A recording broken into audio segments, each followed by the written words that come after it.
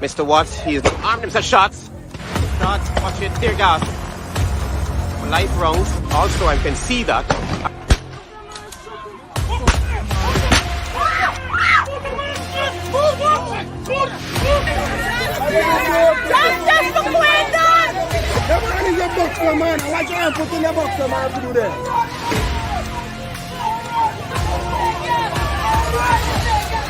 But since my cousin there, no, you come on the East Coast. You listen to me. Right? No, you come on the East Coast. You listen to me now. You gotta listen to me too, man. I am listening to Right? Now, I see you on the East Coast.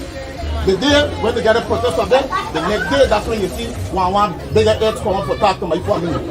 Right? And that's bad. If we didn't do a protest, we want to see nobody for justice. You see?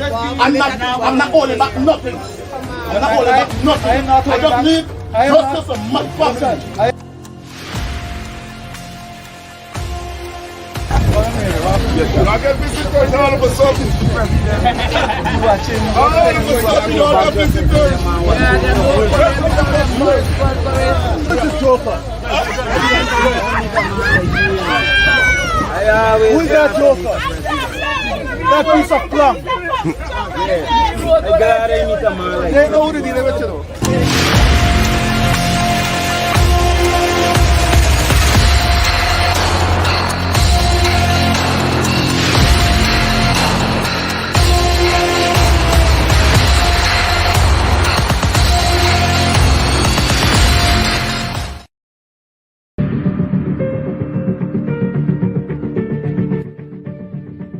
You know, people ask me all the time, why do you do this? Why do you not retire and read books and write fancy academic papers? And I say, yes, that is also important. But what is more important is that I was given an opportunity to read books in the first place, to engage with ideas because of the sacrifices of ordinary. And so part of scholarship must be given back to the people in the form of public engagement. Keep myself as a public scholar, what we call an activist scholar or a scholar activist, who's always trying to use the knowledge that is gained from reading books, from observing people in their communities, in their society, and giving them back, in the words of a UC Kwayana, giving them back to the people as a political nourishment and by extension, cultural nourishment. That's what I'm about. It's about being that public scholar whose work is not just confined to the classroom, but that classroom is extended to the public space. And if you hear black is beautiful, Santa Claus. Black is beautiful. It's a texture. Lift your head like me. You got to wear it for dignity. How it burns out. Black is beautiful. I said, sing it along. Black is beautiful. Say, I'm black and brown. It's my time that we get rid of that old slave mentality.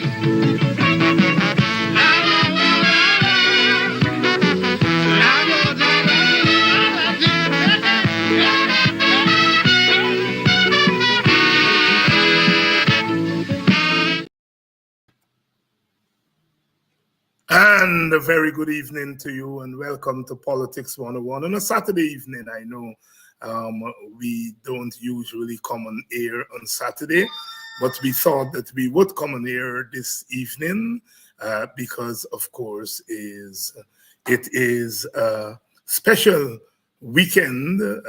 Our brother, Takumo Ogunse, is being held as a political prisoner as we speak. And we thought we would come on to keep watch. So we're going to be on tonight. And please share the link and let others know that we are on. We are going to be on tonight.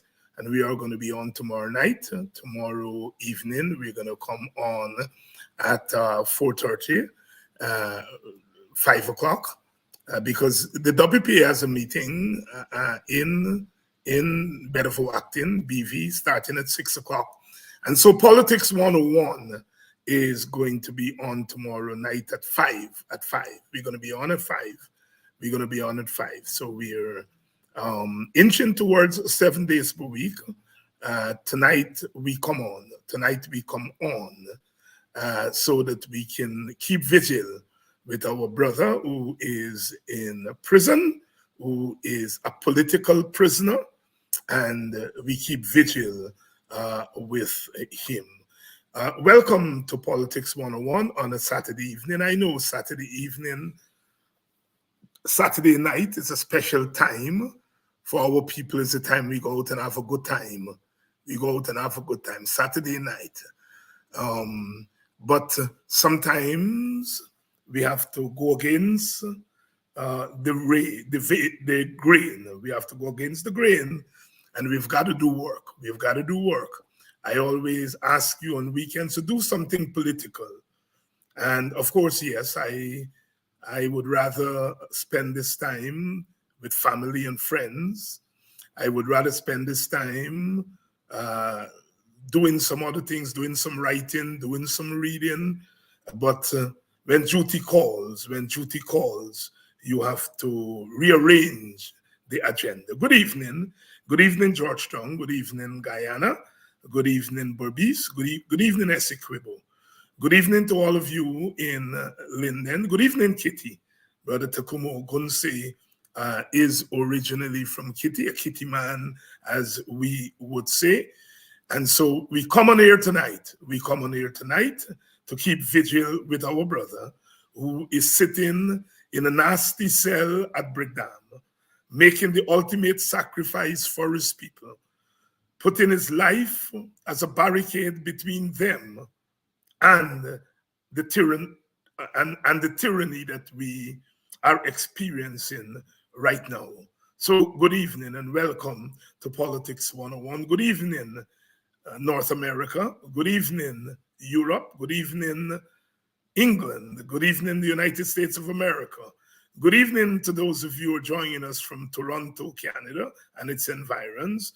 Welcome to Politics 101. How about you in the wider Caribbean? Good evening to you, and welcome to tonight's edition of Politics 101. We're going to be on for the weekend. Tomorrow, we are going to be coming to you at 5 o'clock because there is a WPA meeting at 6 o'clock, and we are going to start that meeting rolling with a 5 o'clock edition of Politics 101. Good evening to all of you.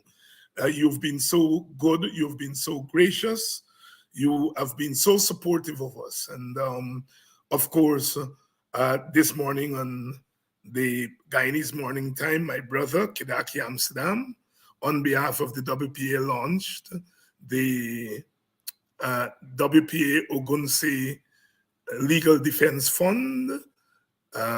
We have to ensure that we have the resources as we continue to fight, and we are depending on you, the people. And already many of you have answered that call. Many of you have answered that call, and we extend the call here on this program to please do your little bit in ensuring that we have the necessary resources to deal with the challenges that we have ahead. There we have it, the Cash App and PayPal, and Cash App and PayPal, and also those of you who do Zelle, the same email address, dhines6106@aol.com, dhines6106@aol.com. That's DHINDS6106@aol.com. That works for Zelle and the PayPal. And of course, the ever popular Cash App. Please do your bit and contribute to the WPA Takumo Ogunse Legal Defense Fund. I want to thank all those who have called, and to express their solidarity with us in the WPA. I want to thank the Alliance for Change, ASC. They were trying to bully Sister Kathy Hughes to condemn Brother Ogunse. She refused to. And yesterday at the AFC press conference, Sister Hughes and others condemned the arrest and persecution of Brother Ogunse. Thank you very much to the Alliance for Change. We've made it very clear here that we are not bullying anybody to endorse our platform. All we are asking is for those of us on the opposition side not to throw our people under the bus, not at a time when the government is persecuting and prosecuting all of us. Can we afford to fall for the trap and to be politically correct? We are not dealing with a government that is politically correct. We are not. We are dealing with a government that is intent on governing with an iron fist. A government that doesn't care what anybody says. A government who has no respect for the so-called civil society. A government that has no respect for opposing political parties. A government that has no respect for the population of Guyana, including its own supporters, who it is prepared to make into collateral damage. A government that has no respect for one of the major ethnic groups in Guyana. No respect whatsoever. And when you're dealing with a government that operates like that, then there's no place for their notion of what is politically correct. And so it is the hypocrisy of the government that they curse out. They curse out civil society, and then call on civil society to condemn Ogunse. Any foolish condemnation of Ogunse at this point is playing into the hands of the PPP. The divide and rule, the old tactic of divide and rule. They're hoping that people from our side, organizations that are not friendly to them, they want those organizations to condemn Brother Ogunse. And in condemning Brother Ogunse, we would be joining in condemning him to the death. They wanted to murder that brother. That was their plan. And we thwarted that plan yesterday. They put out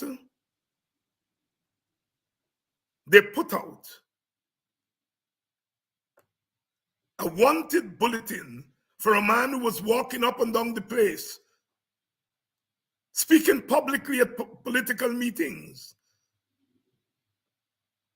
If they wanted to arrest him, they would have gone to arrest him. But they plotted that they wouldn't arrest him, they would issue a wanted bulletin. Once you issue a wanted bulletin for somebody, then that person is a fugitive. And their plan was that over the weekend, if Brother Ogunse had not gone in with his lawyers, they would have swooped down on his home because they know where he lives, and they would have tried to murder that brother. That was the plan. We have intelligence. We have intelligence coming out of the security sector of this country that was the plot. That was the plot. The plot was to harm that brother. The plot was to murder that brother. That was their plot for this weekend. And we were able to thwart that plot by having Ogunse report. And when he reported to the police, they said that they didn't know He was coming.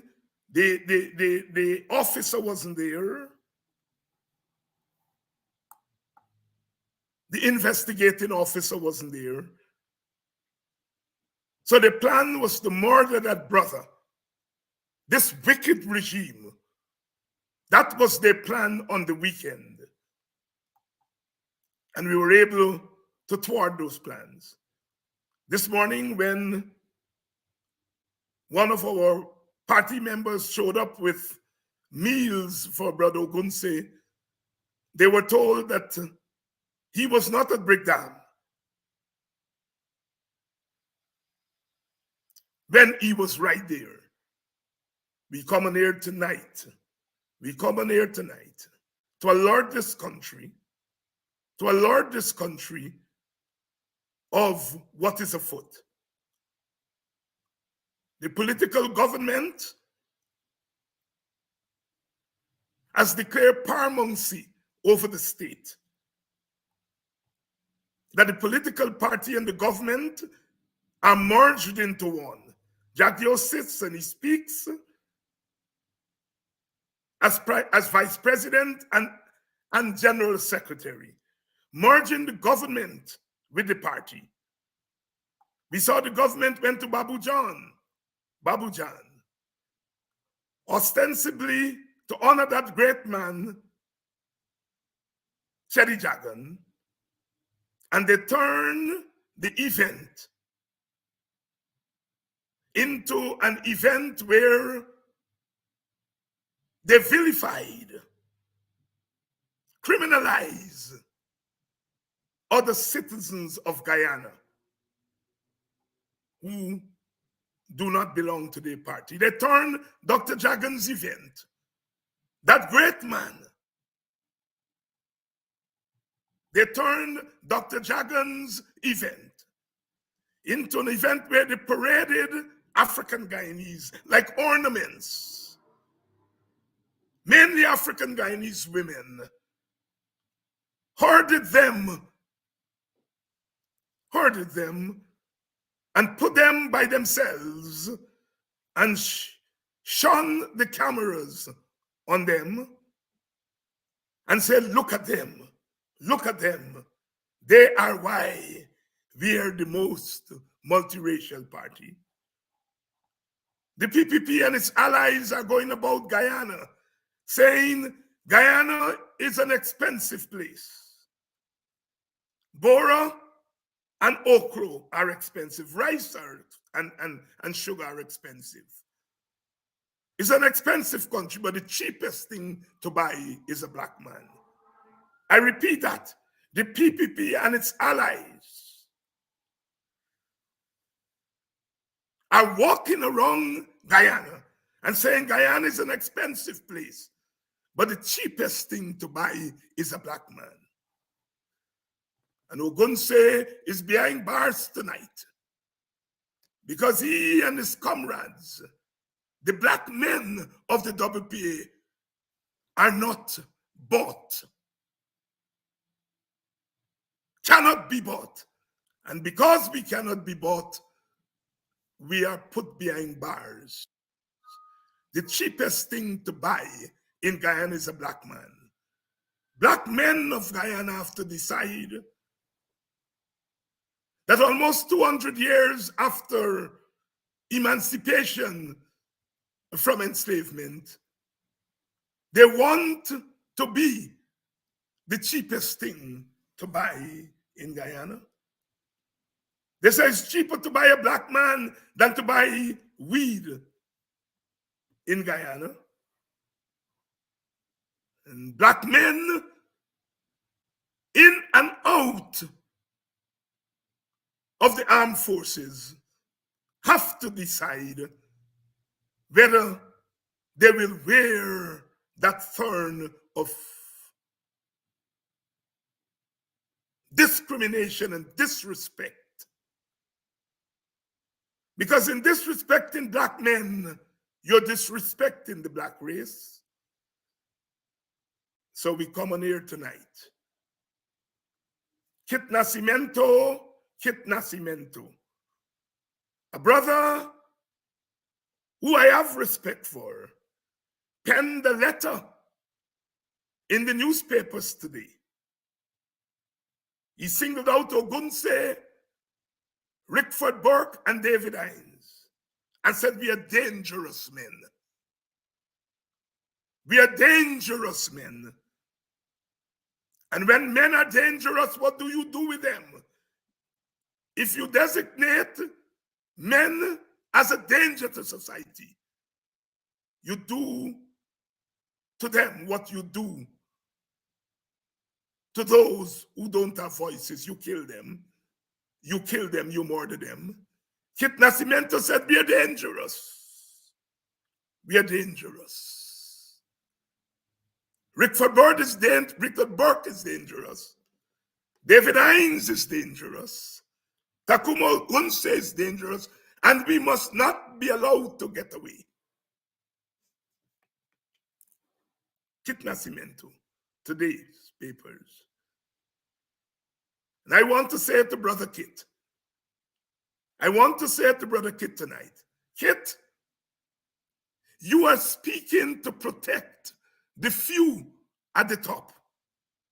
And I, David Hines, I'm speaking in defense of the many. I'm speaking in defense of the many.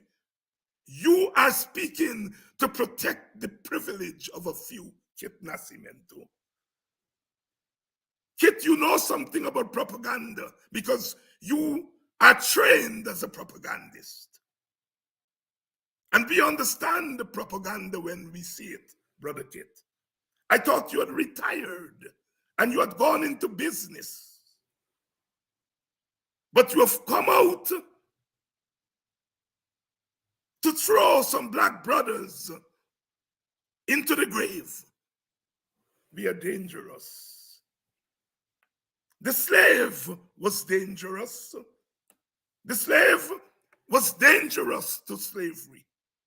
Kit Nascimento, I'm going to talk to you tonight, my brother, because although I don't come from the same social bracket from which you come, I have grown up and I can speak to you as an equal. As you said in that letter, we are not stupid men, we are not uneducated men. And there was always going to be a time in Guyana when the likes of David Hines can speak to the likes of Kit Nascimento as equal men. Yes, Kit, I'm speaking to you as an equal man. A little black boy from Buxton, coming out of the nigger yard, as Brother Martin Carter said, and turn to the world with my strength. I'm talking to you as a strong black man tonight, Kit Nascimento. You may, in a time gone by, not having to deal with the likes of me. Look at my black face tonight. Listen to my black voice. And know, Kit Nascimento, that I'm your equal now.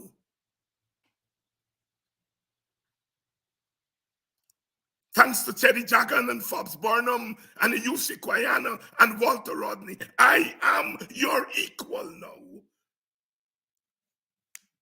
Thanks to all those black women and black men who toiled, but made a way for their sons and daughters to grace the halls of education that was once reserved for you and your kind, Kit. Thanks to them, I speak to you tonight as a black man, proud as the tree the axeman cannot tumble. I'm quoting Brother Martin Carter. Proud as the tree the axeman cannot tumble. Kit Nascimento, I am speaking. Listen to me. Listen to this black brother. There was a time when I may have been forced to run away with my tails between my legs, but not tonight, Kit. Not tonight. And dangerous, Kit Nascimento. You know why? And dangerous because I dared to stand up and push back dangers from high places. There was a time I couldn't do that. But when in 1953, my mentor, still we were in colonial rule. When my mentor stood up and said to the white colonials, this confounded nonsense must stop. From that day, little black boys and little black girls could speak to you and with you, Kit Nascimento, as equals. Get that in your pipe and smoke it. Get it in pipe and smoke it. Whatever privilege you still enjoy is not enough, Mr. Kit Nascimento, to drown my voice and the voices of other black boys and girls.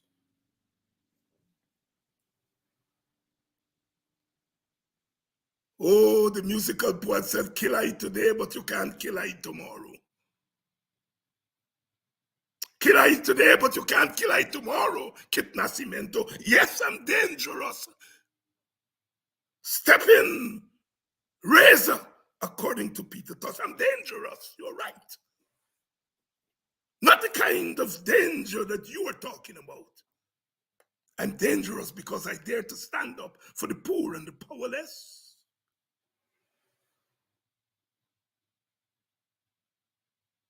I'm dangerous because I can stand up, you and your type, who feel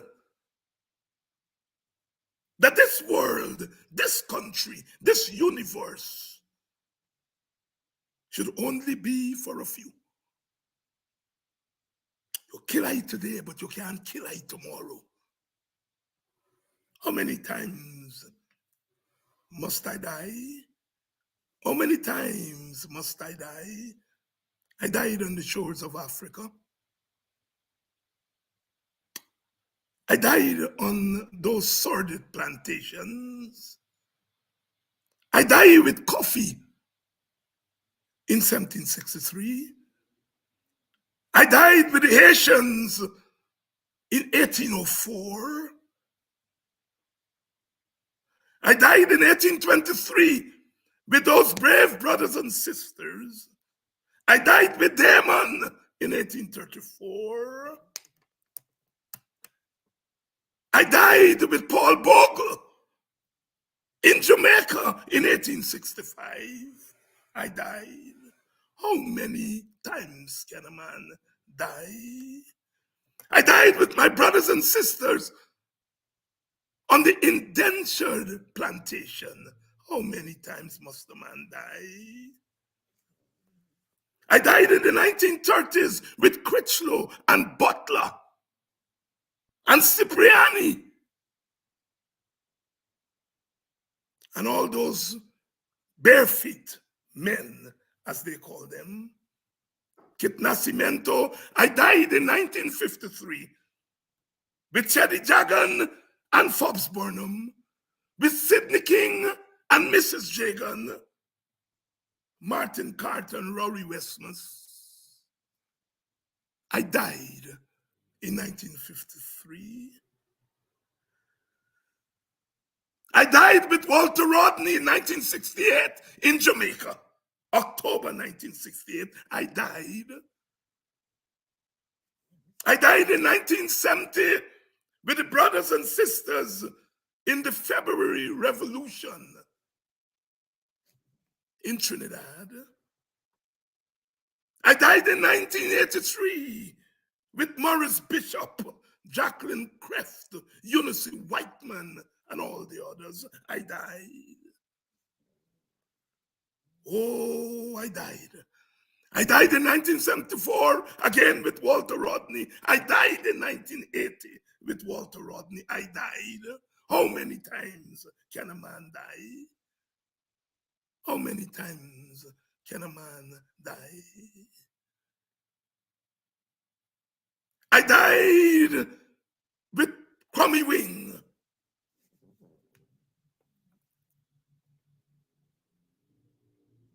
I died with Ronald Waddle. I died with the 400 and odd black men who were gunned down by the PPP's phantom. I died. I died with the Indian brothers and sisters who were killed because of the Buxton uprising. I died. I died. I died. I died with those 3 men on that bridge in Linden. I died. I died. I died with Orrin Boston recently. I died with Quindon Bacchus, and I died with Peter Headley. How many times can a man die? Kit Nascimento, you hear me tonight because I am talking not up to you, but I'm talking to you. How many times can a man die? I died with the sisters and brothers in Moko Arcadia. I died with them at Linden as they watched their homes being razed by their government. I died. Oh, many times can a man die? How many times can a man die? I die with all my brothers and sisters who are charged with trumped-up charges. I die. I died with Sister Bullers when they spat in our face. I die. I died with that sister who was locked up for doing her job as a lawyer. I died. How many times can a man die? Oh, and I died with Brother Ogunse. I died with the Henry boys in West Coast Bobbies and the little beautiful Indian boy who was killed because he saw what you did to those little African boys. I die. I die. And every time I die, Kit Nascimento, I rose from the dead. Oh, that part of the Christian story. Resurrection. Resurrection. I epitomize it. Kit Nascimento, this time, na long time. This na day before time. There was a time when I didn't exist. Oh God, but today you have to talk about me because I'm here to haunt.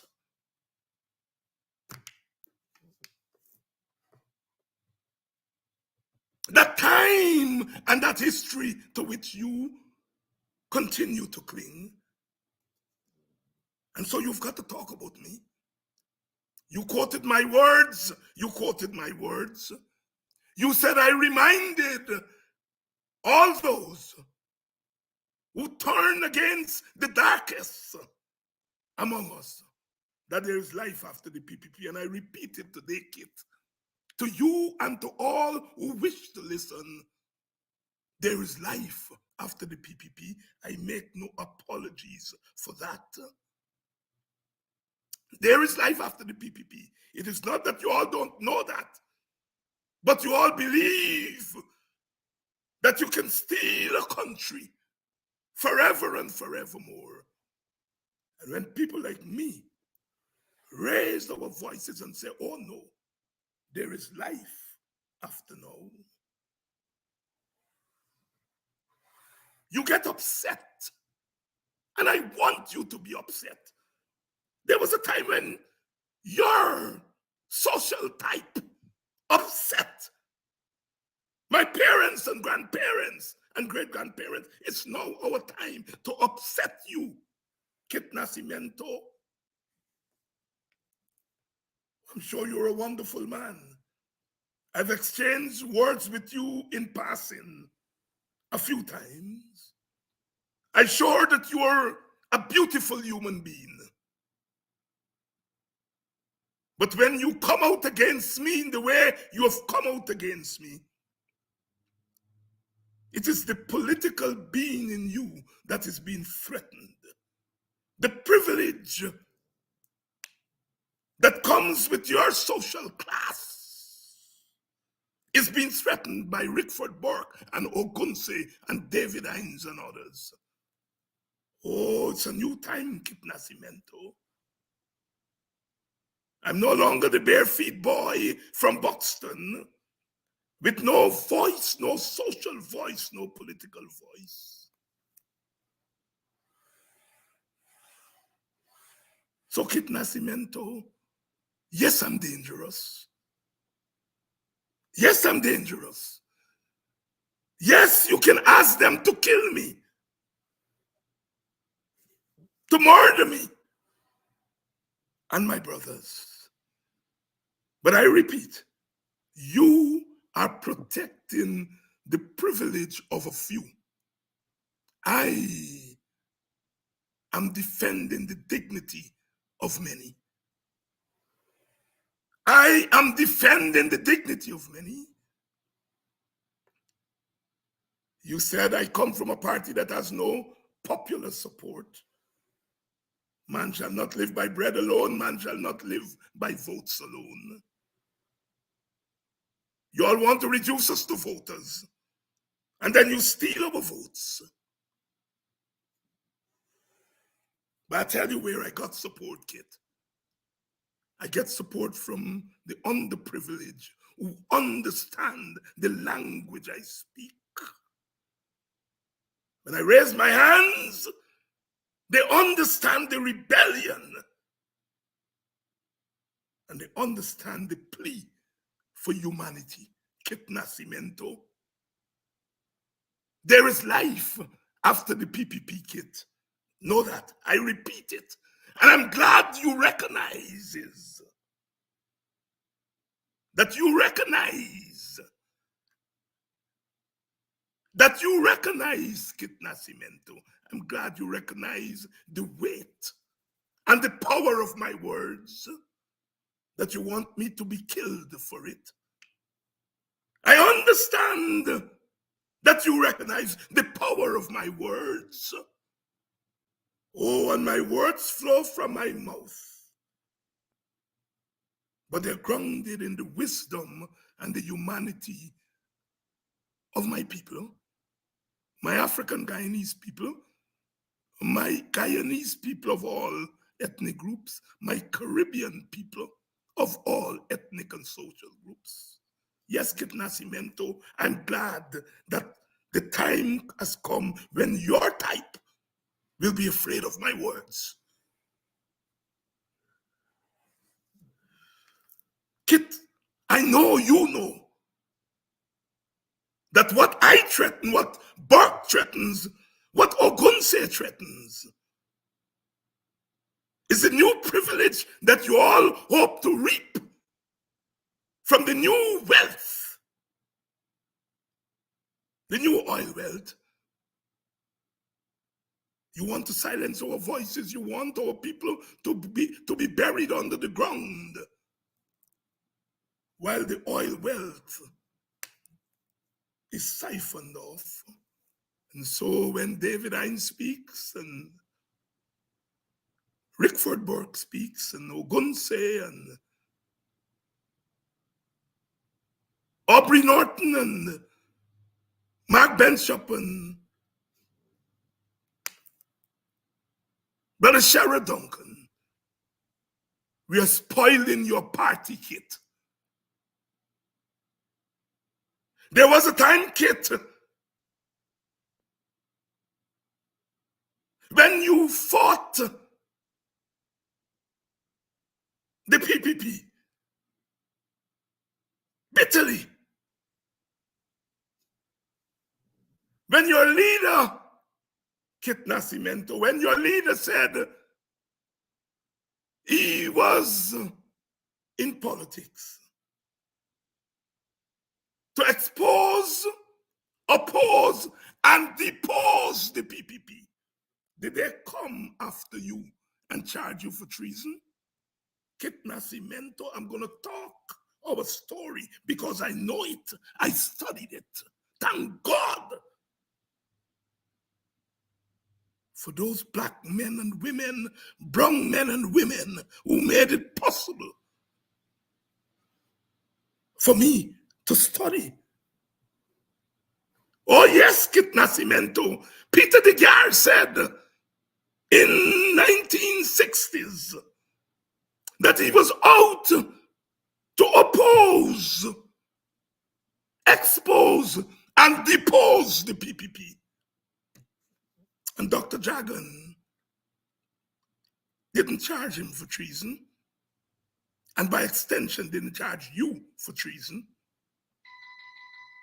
Kit Nascimento, I am paraphrasing. We are paraphrasing Peter de Geer.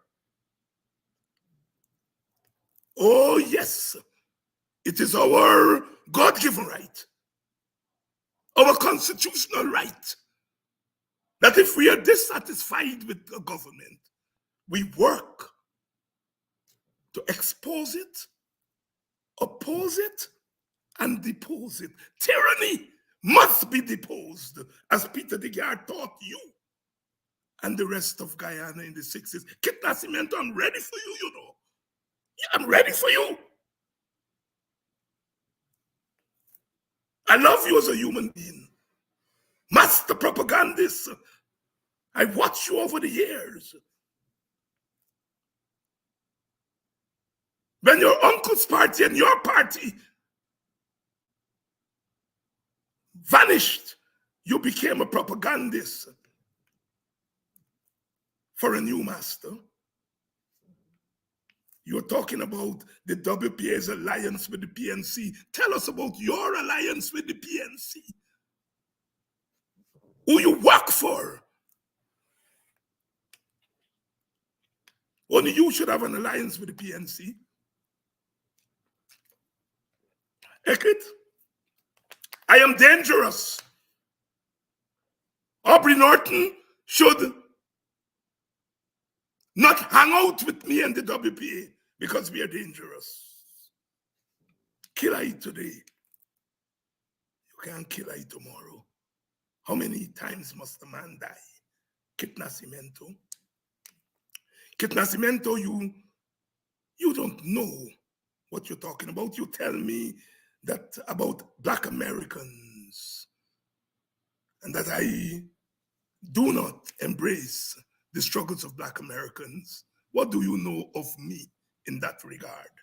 But I can tell you one thing about Black Americans, Kit Nascimento. When the police kill their children and they confront the police and said, you come from Mississippi, you come from the inner city. Why are you killing your sons? They're not charged for treason. There is no Kit Nascimento among them to tell the American government these people are trying to incite the police. Oh, but when Ogunse and David Hines in Guyana say the same thing to policemen and women in Guyana, your friends in high places, Kit Nascimento, try to muzzle us, arrest us, charge us, and ultimately try to kill us. And Kit, that's what you're defending, my brother. That's what you're defending, my brother. I'll tell you something, Kit. I was there when we charged Burnham and his government for overreach. When we charged Burnham and his government for authoritarian rule, I was there. I was there. I was there, Kit. And I know something about that period. And I want to tell you one thing about that period. Walter Rodney and the WPA openly said that we wanted to get rid of the PNC government by any means necessary. We were never charged. Walter Rodney wasn't charged for treason. They charged us. They charged Walter Rodney, but not for treason. Ogunse didn't say he wants to get rid of the PPP government by any means necessary. He didn't say that. And they've charged him for treason and sedition. Kit Nascimento, let me talk to you, my brother. This is your little brother talking to you. Your little brother from another mother and father. But I'm talking to you as a man, man to man. Kit Nascimento, you are defending the worst government in the history of Guyana and the Anglophone Caribbean. And we've had bad governments in our region. But you are defending the worst of them.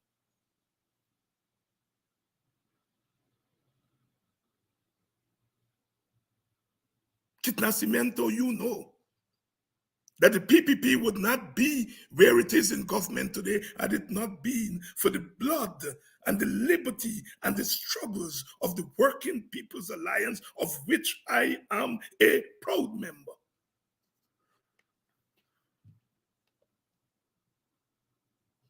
Put that in your pipe and smoke it, Kit. I ask for nothing.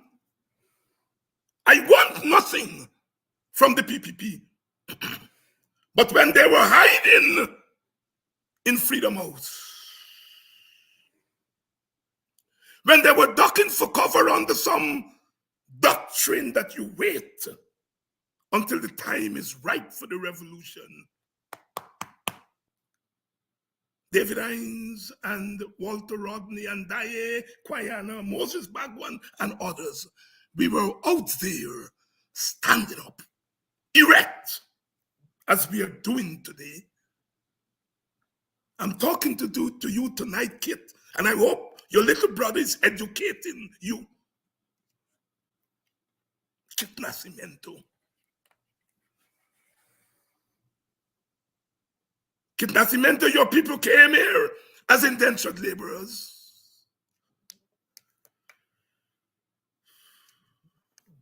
You may be privileged today, but you weren't privileged then. Kit Nascimento.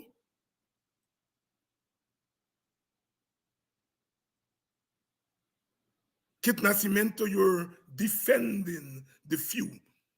I am speaking for the dignity of many. That's where I have the edge over you, Kit Nascimento. You're defending privilege. I am protecting the underprivileged and trying to raise them out of the dungeons of oppression into the bright light of freedom, Kit Nascimento. I'm doing God's work. I'm not sure that you are doing God's work, Kit. I'm not sure that God is pleased with you, Kit. I'm not sure. I'm not sure, Kit Nascimento. I know you pick on me. You pick on Ogunse. You pick on Richford Burke because you think that we don't have the right in Guyana to speak. Oh, in Plessy versus Ferguson, 1896, the Supreme Court of the United States said to Mr. Plessy, you may be politically equal, but you are socially unequal to whites. And so you don't deserve the same privilege as them. Oh, Kit Nascimento, are you trying to say David Hines and Richford Burke and Takumo Ogunse may be politically equal to some in society, but we are socially unequal, and so we are dangerous and should shut up Are you saying that? I'm asking you, Kit. Pen another letter tomorrow and respond to my response, Kit. Oh, the mighty sparrow has a calypso I will recommend to you. He called it neurosis of the rich. Are you suffering from some kind of neurosis, Brother Kit? I recommend that calypso to you. Slinger Francisco, born in Grenada, raised in Trinidad, a true Caribbean man. The wisdom of the poor and the powerless, the neurosis of the rich. Kit Nascimento, I speak for many. You are defending a few privileged souls. Is that the history you want to leave? Is that the legacy you want to leave, my brother? Are you wanting to say to your children and grandchildren, your nephews and nieces and great-nephews, that in my old age, I call David Hines and Rickford Burke and Ogunse dangerous men, and I turned them over to the guillotine? Oh, Chris Nascimento, Chris Nascimento, Chris Nascimento. I'm talking to you tonight because I can talk to you. You say I sit behind a desk in Arizona and I spout racism. You are now jealous of technology for me. Others can use technology, but when I use it, I'm a wild man. You call me a racist and you're a bright man. Nobody can doubt that. You're a bright man. I saw you on Freddie Kissoon's show put Freddie to his place when he tried to tell you that Burnham was a racist, and you looked him in the eye and you said Burnham was not a racist, and you were right. And so you know what racism is, Kit Nascimento. You cited my words. And you said the words are racist. Was you tell me, Kit, what in those words you cited? What is racist in those words? Kit, I know what a racist is. Kit, a racist is one who believes in the superiority of his race or her race and uses the power at his disposal to operationalize that prejudice feeling. Kid, that's racism. I repeat it for you, Kit. Not that you don't know it, but I repeat it to you in the presence of Guyanese, the full hearing and presence of Guyanese. Kit Nascimento, you know that a racist is one who believes in the superiority of his race and actualize it with the power that he or she has at their disposal. Kit, you know that racism is institutional, Kit. Kit, you know that racism is embedded in institutions of society. Kit Nascimento, you know that. And you ought to know that I know it too, because this time, a long time, I read and continue to read books like you, Kit Nascimento.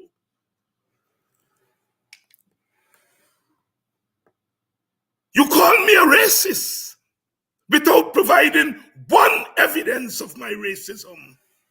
I challenge you, Kit, write another letter and say, I define racism as somebody standing up for the dignity of their race. I challenge you to write that, Kit Nascimento, because that's what I'm doing. I'm standing up for the dignity of my race. And you call me a racist for that. I want you to write that in the Stabrook News tomorrow or whenever you have some time.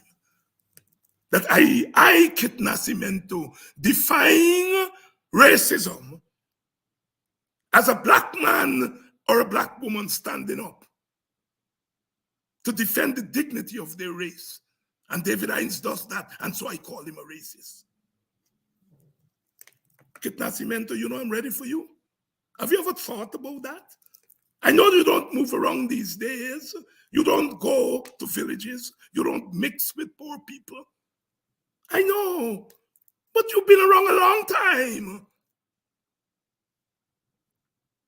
Kit Nascimento, you're a propagandist. But you're a propagandist of the old days.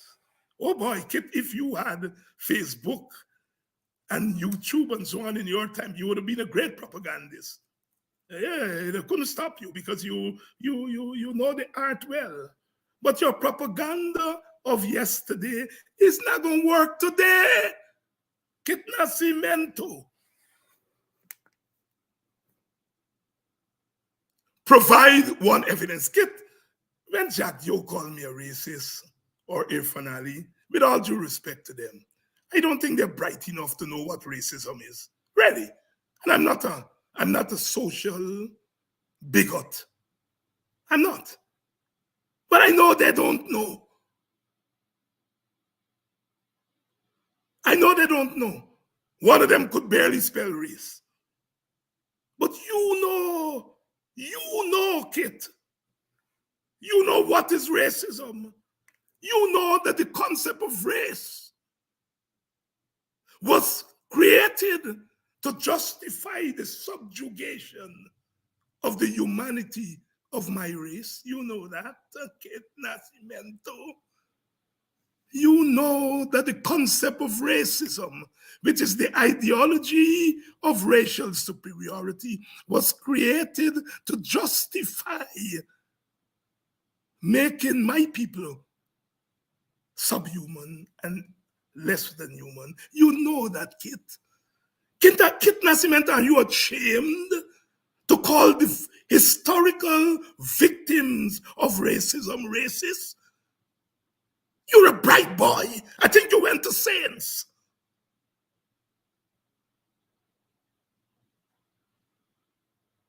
Is they calling Jews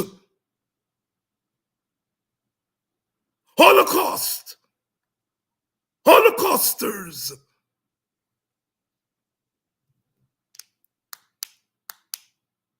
That's what you're doing. You're looking at the son of an enslaved person. You're looking at the sons and daughters of enslavement and calling them racist. You are trying to reinvent history. Kit Nascimento. Kit Nascimento, from the Middle Passage to now, my people have always had to push back racism, to push down racist doors. How many times can a man die? I died with Trayvon Martin in Florida. I died with all those black brothers. I died with George Floyd in Minnesota. You know that. And you're trying to call George Floyd and Trayvon Martin, you're trying to call them racist. I'm ready for you, Kit Nascimento, because I am equal to you. I don't have the color.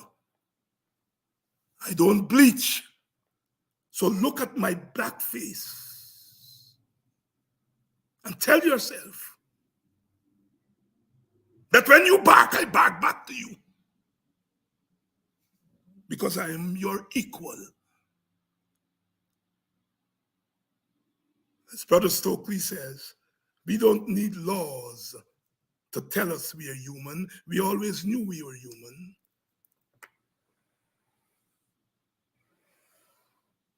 I want my Indian brothers and sisters to know that as an individual and as part of the WPA, Ogunse and myself and all the others in the Working People's Alliance stood with Indians in their hour of suffering. When marauders in my village were killing Indians because they were Indians, Yusi Kwayana and I, the late and I risk our lives by saying Buxton had become a terror camp and to call for the end of persecution and prosecution of Indian people. Oh, when Indian teachers in 1977-78 were being persecuted under quarantine, we stood with them. We stood with them. When Indian people cried tears of suffering, we stood with them. When me and two other brothers left Buxton and went to Freedom House and said to Gail to share, we come to join the workers' stage, a PPP drama group. And we went with them into Indian areas to act and to sing and to dramatize suffering. Oh, Gail Tushera can talk about the night when we were holed up in a school at Little Bayaboo, when the Indian comrades in that community were angry at the PPP. And we were holed up in a school building while they stoned that building. I was there. Defending Indian people against their own, risking my life. Kit Nascimento, you know who you're talking to. Do you know who you're speaking with?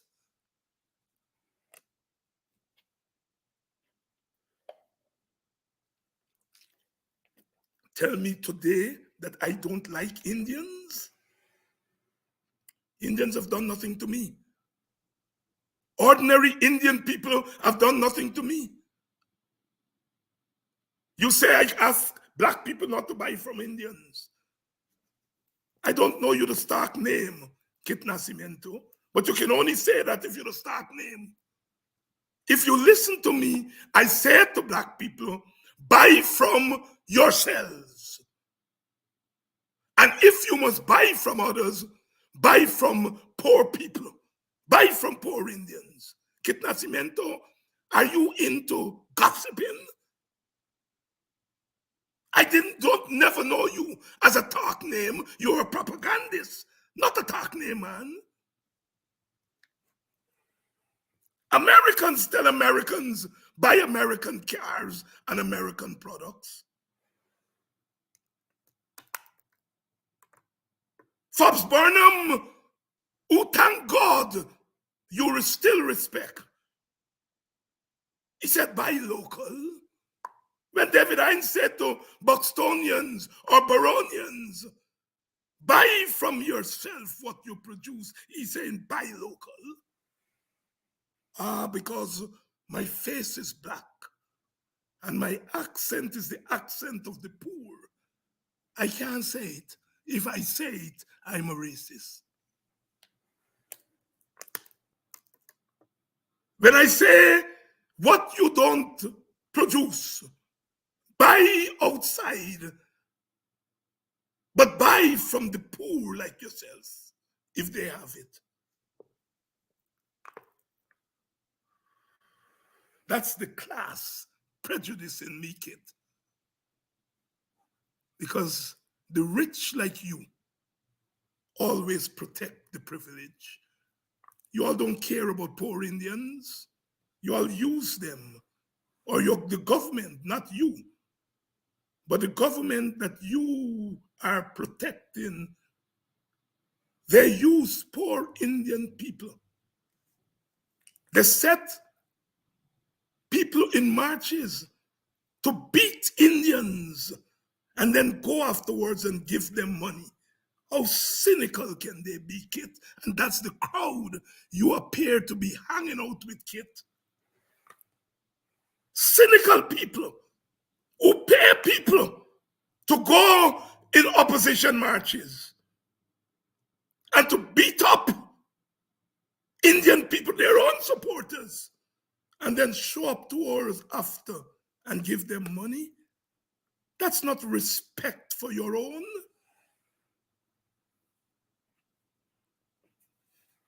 And if you don't respect your own ethnic group, you are never going to respect others. I noticed some Indian brothers and sisters of goodwill. They are struggling to deal with the question of race. You know, they say, oh, it's not black people alone that's suffering, it's Indian people. And they don't realize when they say that, they negate the seriousness of the oppression that black people are suffering. Of course, Indian people are suffering. Indian working people are suffering. They have always suffered, and they continue to suffer. That 48% poverty includes a lot and a lot and a lot of Indian people. Of course, they're suffering. No one can deny that. And of course, they must be protected and defended. But there is the gravy train. And black people are at the bottom of the gravy train. That's what we're talking about. Indian people, because of their vote, in exchange for their vote, they are given a little thicker porridge. The porridge get a little bit more milk, a drop of milk. Black people porridge and got no milk. Black people ain't getting porridge for that matter, they're getting pop. Our Indian brothers may be getting some cornmeal porridge, but black people getting rice pop. And I think that's where our people are struggling to make the qualitative distinction with our suffering. Indian people are suffering terribly. We know that. But where one side of their mouth getting white, both sides of black people mouth getting white. Kate, I'm teaching you tonight. Your little brother, your little black brother, teaching you some things tonight. And I hope I'm teaching our Indian brothers and sisters on our side of how to deal with race. Indian people never underwent slavery. And so therefore, if oppression is historically grounded, Indian oppression cannot be grounded in the same way as African oppression is grounded.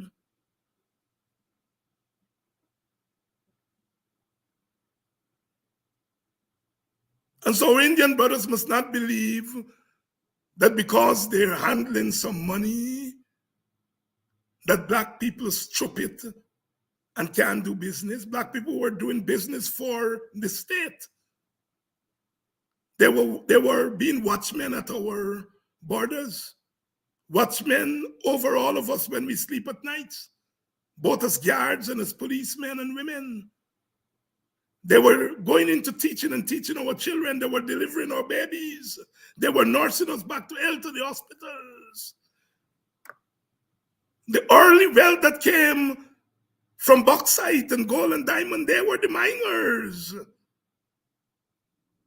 They were doing business for the state. And you, our Indian brothers and sisters, were benefiting from the state. So do not be misguided to believe you're superior to your black brothers and sisters. You're not. You're not. Many people say that Dr. Jagan, when he made a statement that blacks were at the bottom of the ladder, and they thought he was inventing it. He wasn't inventing anything. Dr. Jagan was just articulating a view of the world that was normative and still is normative. That black people are at the bottom of the ladder because of institutional racism. And where I think Dr. Jagan made the mistake is that he may have been repeating that blacks were at the bottom of the ladder because something is inherently wrong with their humanity. That's where Dr. Jagan went wrong. He left it open He didn't say, they say that black people are at the bottom of the ladder, but they are at the bottom of the social ladder because of our history. And I, Dr. Jagan, don't believe that. He left that open. That's where Dr. Jagan went wrong with that statement. But Dr. Jagan was repeating a statement of fact. What he didn't do was to put it in its proper context. That we were at the bottom of the social ladder, not at the bottom of the human ladder.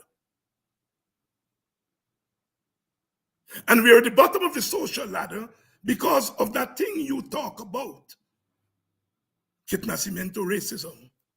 So Kit Nascimento, you're making David Hines and Rickford Burke and Ogunse the creators of racism, when we have been the victims and continue to be the victim of racism. Kit Nascimento, when last your ethnic group got their homes demolished by the police? Kit, when last one of your Portuguese brothers and sisters was shot in their bed because of their ethnic group? Kit, when last the police knelt on the back of a Portuguese sister? Kit Nascimento, get real, my brother. Kit, because of circumstances of history, you come from relative privilege. You didn't come with that privilege from Madeira, Portugal, but when you got here, you became privileged. And because of your privilege, Kit, you will never know what it is for a woman to cry for a 24-year-old son who's been shot down in the street and died just because of the system. Kit, you will never understand that. And because you will never understand the pain that Ogunse feels, or Rickford Burke or David Hines. You will never understand our pain. You will wish it away that we are dangerous men. Dangerous men must be killed. Kit Quindon Bacchus was dangerous because he looked like me. Orrin Boston was dangerous because he looked like me. Crummy Wing and Ronald Waddle, dangerous because they look like me. That unarmed woman guarding the home of a privileged person was spat in the face because she looked like me. Kit, don't you see all of the oppressed have one thing in common? Skin color? Brothers and sisters, we are facing the toughest struggle since emancipation. And we've been through a lot since emancipation. And I'm not going to stop saying that. You notice it's not just the government, but it's the allies, like Brother Kit. It's all the others. They're all ganging up against us. And they try to separate your leadership from you. They try to separate your leadership from you. We've got to fight. We've got to continue to fight. We've got to continue to fight. We are not overthrowing the PPP. The PPP is overthrowing itself. Because once you do the things that they're doing, beating up on half the population, you are overthrowing yourself. And all that Ogunse and David Hines and Rickford Burke and others are doing is that we are helping you to overthrow yourself. That same police and army that you're using to aid your oppression, they're human beings. And they're seeing what's happening to their civilian brothers and sisters. And they're bleeding inside too. They're bleeding as human beings. You think that they're so inhuman that they are not bleeding. You think there's something called soldiers. You relate to them as soldiers and police, but not as human beings. Oh, aren't you ashamed? Brother Kit, aren't you, do you have some remorse about speaking for such people? Brother Kit Nascimento? Brother Kit, you don't walk, I'm sure you drive, because you're privileged. Brother Bob Marley said, my feet is my only carriage, so I've got to push on through. Most of us don't have big cars to drive, but Brother Kit, you must hear the slang. The cheapest thing to buy today in Guyana is a black man. You must hear that. Don't you care, Brother Kit? Oh, the value gap. Professor Eddie Glaude, the value gap. What is the value of black life? And what is the value of other lives?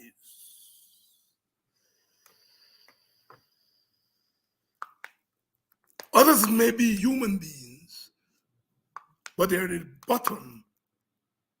They may be at the bottom, but they're human beings. But some are not even accorded the status of human beings. That's what we're talking about, Kit Nascimento. And Kit, you know, you've been around Guyana forever. And you know the saying, every cow cry for calf. Why don't you want me? Why don't you want Ogunse or Brother Buck to cry for our calves? Why do you want to watch as we are slaughtered and put it down as eminent domain and put it down to bad policing?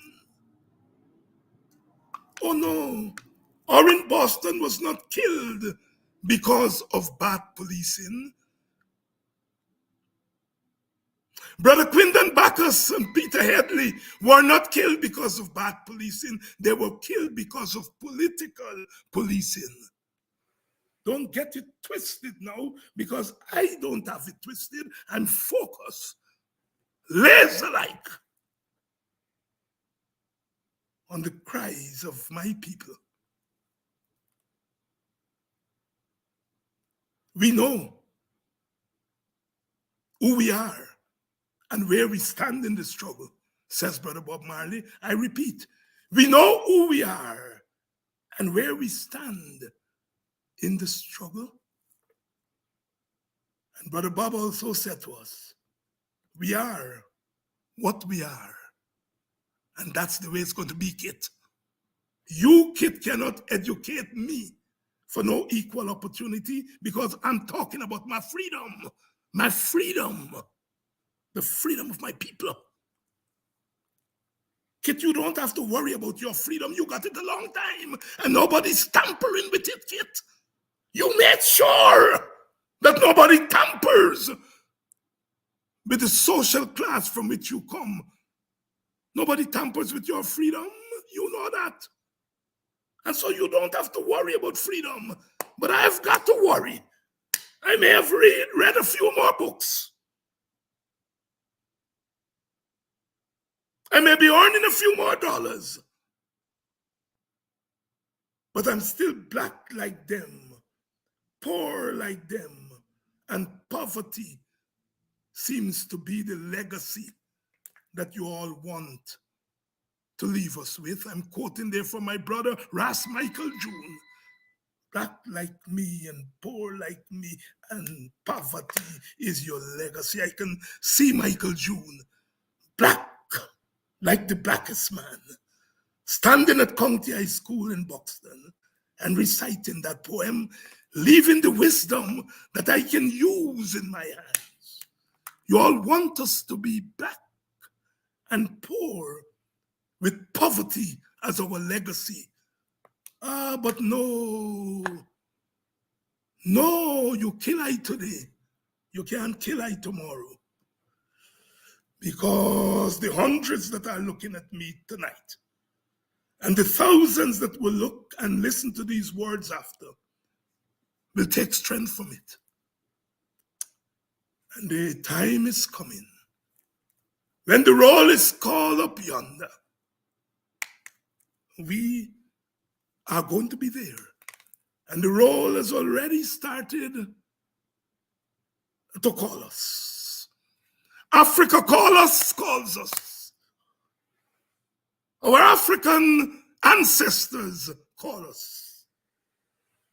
The freedom which our people, the African ancestors, the indentured laborers' ancestors, the freedom for which they struggled, the legacy of resistance call us. And we know that we have to lead the struggle. But when we win for brothers and sisters of African descent, Indian descent, poor Portuguese, and others. We shall never allow you to slaughter, intellectually or others. We shall never allow you to slaughter our people. You shall never slaughter Rhonda Lane because she innocently stood up as a black woman with pain in her heart. And she spoke of a world that she saw. She spoke about her own suffering. In her words, you didn't see her own suffering. You could not see it because you're socially and racially blind to it. You couldn't see Ogunse articulating the suffering of a people. All you saw was him saying your government is a nasty government. But your government is not nasty because God made them nasty. They're nasty because they're trying to kill people. Kill our soul. Kill our spirit. Kit Nascimento, I'm talking to you tonight because I could talk to you. I've seen you a few times. I've exchanged pleasantries with you. I think you're a good brother. I know you're a good human being. But you're hanging out with crooks. There are people who murder in bright daylight. They're murdered on the main street, and they're murdered in people in the side street. They murder far away from the home of power, and they murder near to the home of power, and they're walking free. Kit Nascimento, are they not dangerous?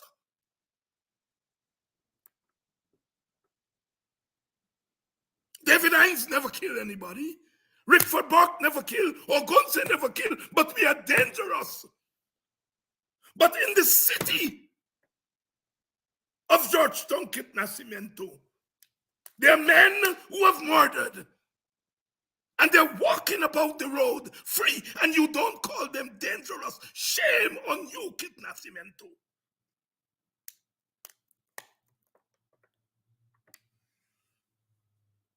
But God's beautiful black children, you choose to call dangerous because they stand up to power. A power that may, in your eyes, protect your social privilege. May, Kit. I'm talking tonight. Oh, my brother Sparrow, he said neurosis of the rich. Neurosis of the rich. Men who kill near and far to the house of power. are walking free tonight, and you are not seeing the danger there, but you have never killed. You say I'm dangerous. I can only be dangerous, Kit Nascimento, because I am black. In the context of Guyana, blackness is dangerous to people like you. Oh, Kit, you seem to be annoyed with my term, slave catcher. My vocabulary comes partly out of my experience, as they must. My vocabulary comes out of my experience. My consciousness arises out of my experience. And I come from a group who were caught and taken back to the slave master.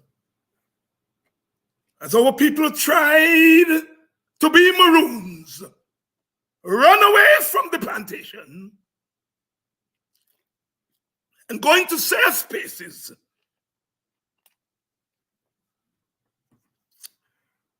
Brother Ogunse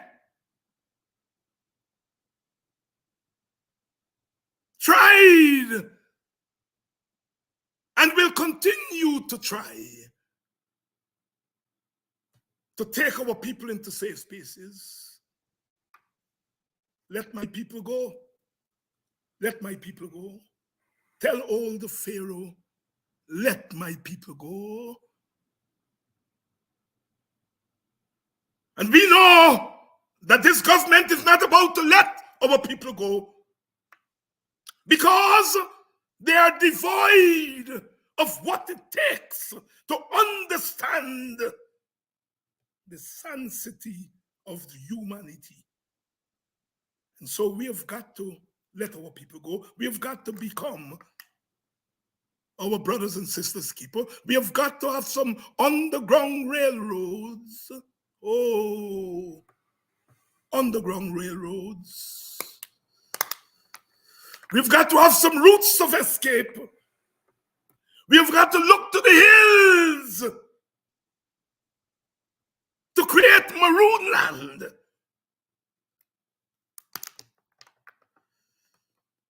Because Pharaoh does not want to let our people go.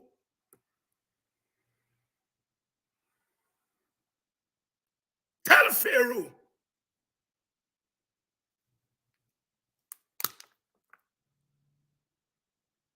Kit Nascimento, you know in your old age become a messenger.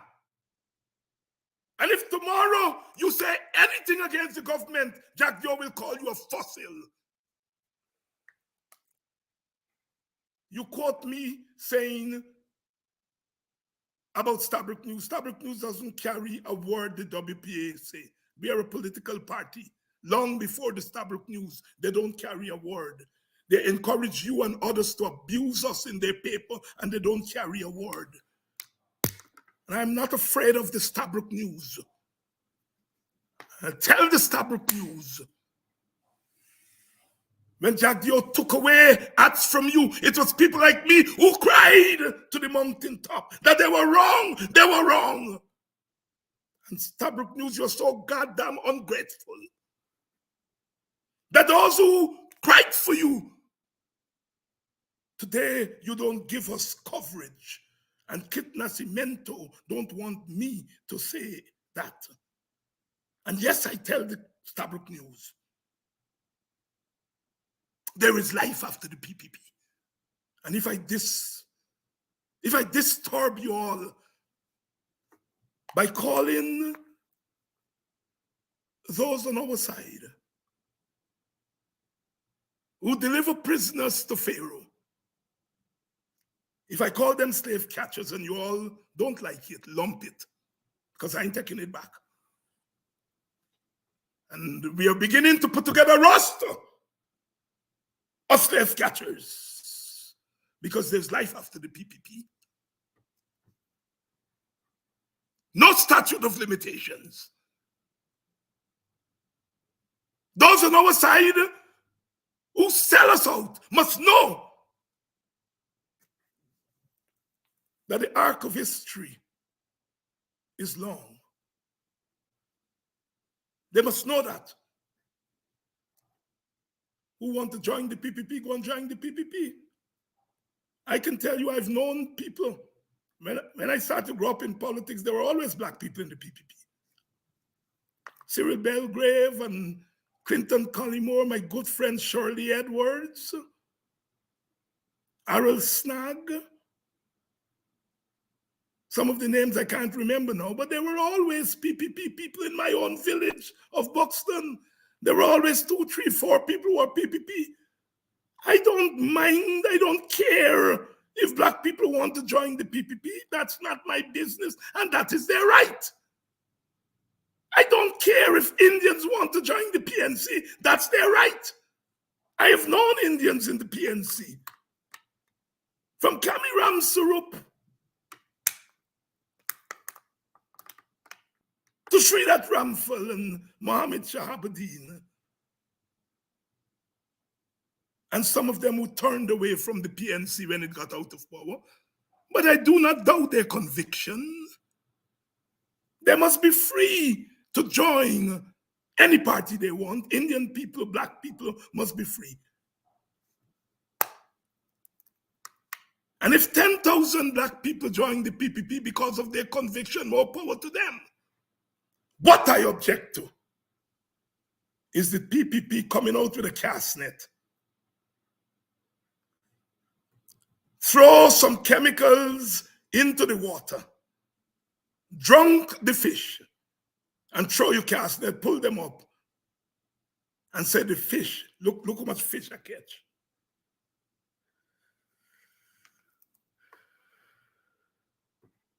I will never be happy with people using black people as ornaments, political ornaments. I will never be happy. Even if the people who are being used are happy, I will never be happy. And we, the majority, should not be happy. Because when we look at those ornaments at Babu John, we see ourselves. We see ourselves. So I don't care who want to join the PPP. Go and join. It's your business. But don't go there and make yourself a black ass. Because if you make yourself a black ass, then all of us will be seen as jackasses. If you want, you hear the PPP and their friends are saying the cheapest thing to buy in Guyana today is a black man. And you all allow yourself to be bought. Then you all have to live with that. You have to live with being an ornament, and you have to live with the wrath of your own choices you make. You've got to live with. That's all I'm saying. And so, Kit, I know they already call you and tell you David Hines talking to you tonight. And you may say, oh, that little fool, that little black boy, I have no time for him. But I know you're going to listen. I know you're going to listen because you got to listen. It's a new time, Mr. Nascimento. It's a new time. You've got to talk to, you've got to listen to people like David Hines. Born in a little hut. A little house is still there at Buxton Line Top. Grew up in poverty and want. But because of the grace of our people who sacrifice for us. My aunt who said I will wear one underwear to ensure that you have 3 shirts and 2 pants to go to school. That woman,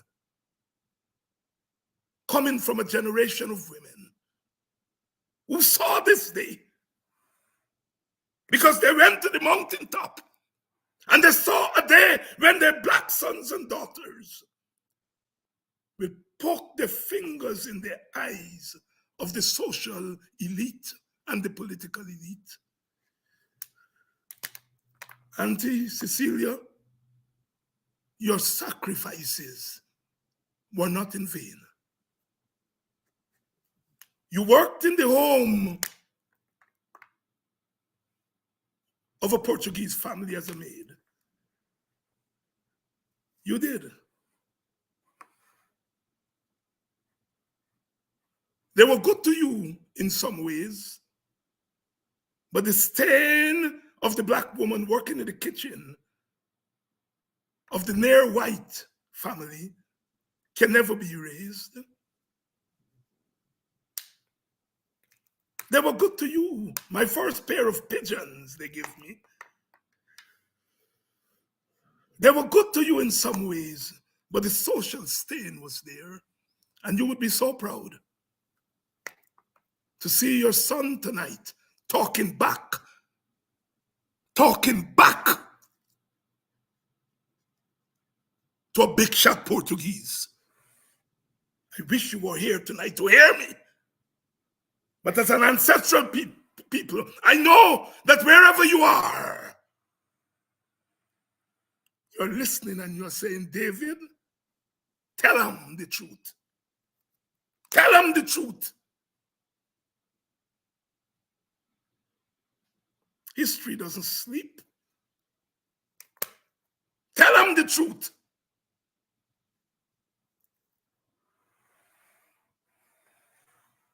And so tonight, we are keeping vigil with Brother Takumo Gunse. So we came on tonight. I know some of you went over to the thing in Golden Grove. And so I expected that you all were going to come late, or some of you didn't come, and so you miss half the story. But we're going to be on tomorrow night at 5 o'clock. The WPA public meeting starts at 6. And so Politics 101 will be on at 5 o'clock. And we are saying the PPP is overthrowing itself. And all that we're doing is clearing the way so they can do it fast. All that Rickford Burke and David Hines and Ogunse are doing is that we are clearing the way so they can overthrow themselves fast. Hurry up, I hurry up. I hurry up. We're clearing the way. That's what Ogunse did. And tonight he sits as a political prisoner. They wanted to murder him on the weekend. They didn't want him to turn himself in. And then they would have swooped down on the weekend and killed him. That is why when we took him in, they didn't know what to do. But you kill I today, but you can't kill I tomorrow. Because I've died several times from the Middle Passage to now. And every time I die, like that old Christian story, on the third day I rise again and sit on the right hand of God, but sit on the right hand of my people, sit in the midst of my people. I'm not doing this for votes. When an election time comes, and if I have to contest, if we have to contest, we're going to ask you for your votes. And we know that you're all not ungrateful people, but tonight it's not vote time. Tonight I'm asking you for your hearts. I'm asking you for your humanity, to put it as a barricade against these sinister devils. That's what we're asking for tonight. We're asking for you to wash yourself. Put on the garb of struggle and help us to clear the way for the PPP to overthrow itself. For when they're gone, the task will be ours to level the uneven roads. The roads in some places along the way are bumpy. And the roads in other places along the way are smoothly paved. The task will be ours to level all roads, to straighten the crooked roads, to make this country believe in humanity again. You all call them trolls. These men and women who come on these programs and call us all kinds of names. There's life after the PPP. You know, Brother Dick Gregory said of America, he said America doesn't have a mother because after slavery, America didn't take a bath. They didn't have a mother to scrub their ears and dig out their ears and clean their eye, scrub their teeth and bathe them to become new. They just put on new clothes on a dirty skin. The PPP doesn't have a mother or a father. Dr. Jagan is long dead. Mrs. Jagan is long dead. Jagdio told her, shut your mouth. You're an ordinary citizen. He's an ungrateful SOB. That woman who made him, who is? He cussed her nasty before she died. Ungrateful man. And if you're ungrateful to your mother, your political mother, who else are you not going to be ungrateful to?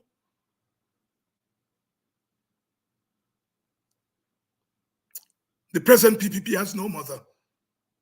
They left office in 2015, dirty of corruption, dirty of authoritarianism, and they came back in 2020 with the same stinking skin. They didn't bathe. They just put on some new clothes. Oh, on the road to political extinction, they're pushing themselves. They're overthrowing themselves every day. And all we're asking you all to do is to clear the way for them so that we can get rid of. I'm a power sharer. I believe Indian representatives, whether it's the devil they elect, should have a place in government. Just as black people and black representatives should have a place in government. And even after they're gone, I will still fight for their right as representatives of the Indian people to share power. I do that because I'm a human being. But we have to get rid of them. They have to overthrow themselves before we can start anew. And they're doing a good job at overthrowing themselves.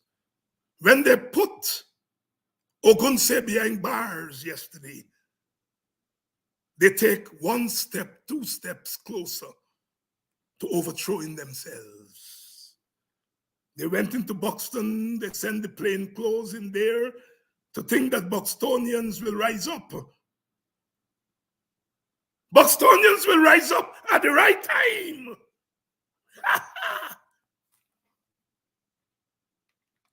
But I'm glad you all realize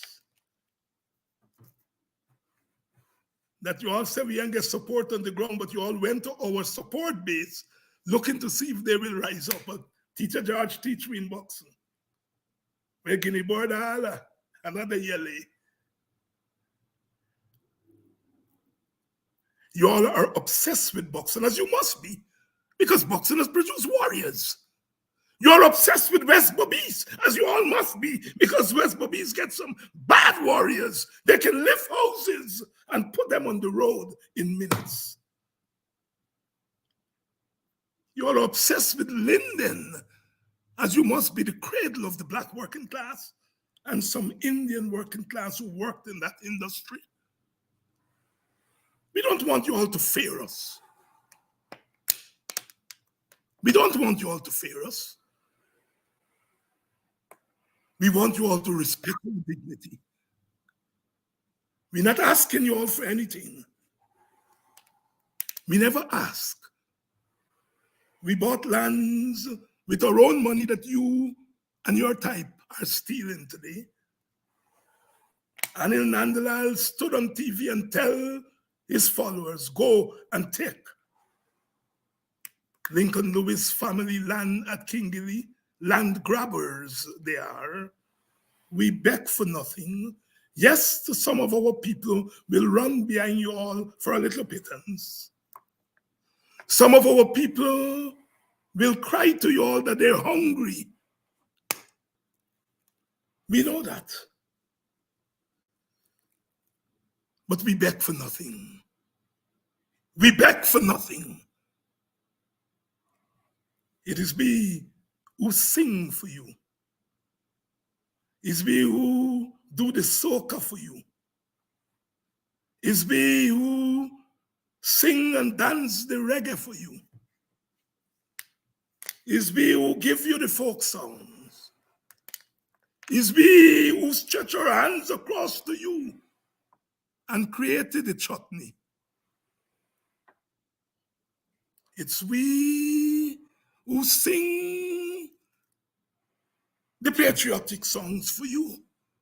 It's we who stand attention at the anthem, whether a black government is in power or not. It's we who put our hands on our chests at all times and repeat the motto. We have never turned our backs on Guyana. We have been in and out of government, but have always stood for Guyana. Oh, when Brother Hilton Emmerdine sings, "Oh, beautiful Guyana," and captures the civilization of our country. Oh, beautiful Guyana. The words that come from our mouth like butter from a hot frying pan, because we have internalized Guyana, never turning our backs on Guyana.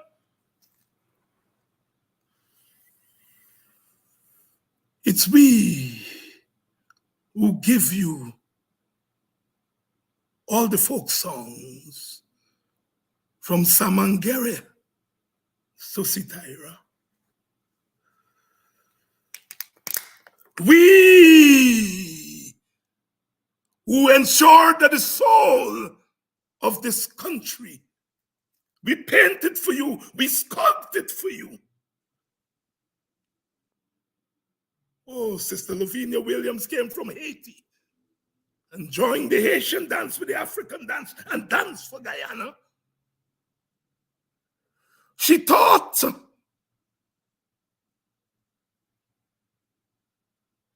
all of us, Indian dancers and African dancers. Lavinia Williams, some of you may not remember that name. Our Indian brothers and sisters have benefited from us as we benefit from them.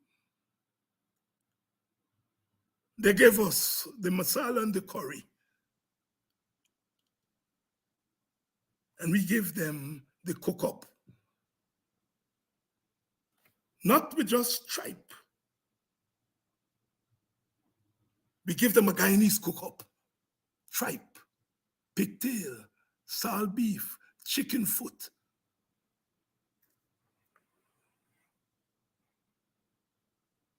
Our pepper pot that we got from our indigenous brothers and sisters. We added our meat to it. Oh, we never said to our brothers and sisters, take your meat out with rice. We included all meat in our cook-up rice. Thank you so much for this special program staying with us tonight. We have started WPA Takumo Gunse Defense Fund. Please contribute to it. Some of you have already contributed. Please contribute to it. We've got to take care of our own. The Cash App sign is on the screen. That's why I've had it on tonight. PayPal, the email address is dhinds, Hinds, 6106 at AOL.com. That works for Cash App. Sorry, it works for PayPal and Zelle. And then, of course, we have the Cash App there. So please contribute to that defense fund. Please contribute to that defense fund so that we can continue to protect ourselves. Tomorrow night, I'm going to be on again at 5 p.m. Brother Kadaki was on this morning. I'm sure he might be on tomorrow morning. Might be on late after church. But I'm going to be on at 5 o'clock tomorrow. And the WPM meeting at BV is going to be on at 6. Thank you all for staying the distance with me tonight. Yes, I've gone 1 hour and a half, 1 hour and 40, no, almost 2 hours. Almost 2 hours. But it's worth it. It's worth it. Good night. It's Saturday night. Take a little drink, take a little swing, and be ready for tomorrow as we come again to keep vigil with our brother who is sitting in prison, who is sitting in prison. But he knows that we are here keeping vigil with him. Asante Kwaheri.